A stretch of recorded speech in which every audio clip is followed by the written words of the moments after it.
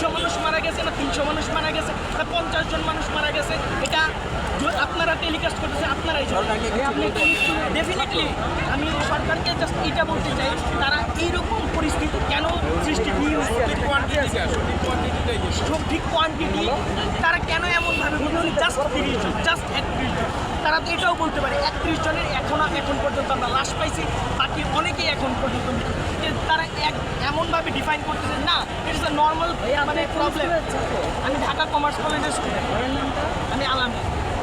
আমরা যদি এখানে তারা এইভাবেও তো বলতে পারতো যে আমাদের এখানে আরও অনেকেই উদ্ধার কাজ চলতেছে, রাতের 2টার সময় এখানে তারা মানে গোপনে কেন আসে, 2টা হোক 3টা হোক আসুক, এখানে আমার কোনো অবজেকশন নেই। আমার অবজেকশন সেটা গোপনে কেন, প্রকাশ্যে আসেও একটা প্রেস মিডিয়া থাকবে। আরেকটা প্রশ্ন হলো যে কালকের যে দুর্ঘটনা, এটা সারা বাংলাদেশের জন্য একটা মানে খুবই খারাপ, জি অবশ্যই কালো ছায়া পড়েছে। আমরা একজন স্কোয়াড্রন লিডার হারাইছি।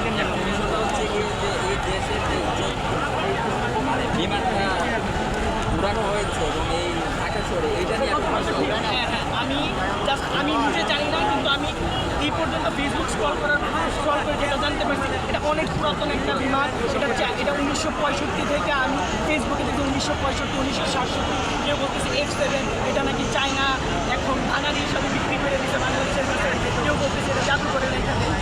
এটা দিয়া কেন ট্রেনিং হবে? একজন স্কোয়াড্রন লিডার, উনি দেশের সম্পদ না, ডেফিনেটলি উনি দেশের সম্পদ। এই যে 200 স্টুডেন্ট মারা গেছে, এই 200 স্টুডেন্ট থেকে কেউ হয়তো একদিন প্রধানমন্ত্রী, কেউ হয়তো একদিন সচিব হয়তো, এদেরকে আমরা হারাইছি। এদের জীবনের আমি মানলাম আপনাদের কাছে দাম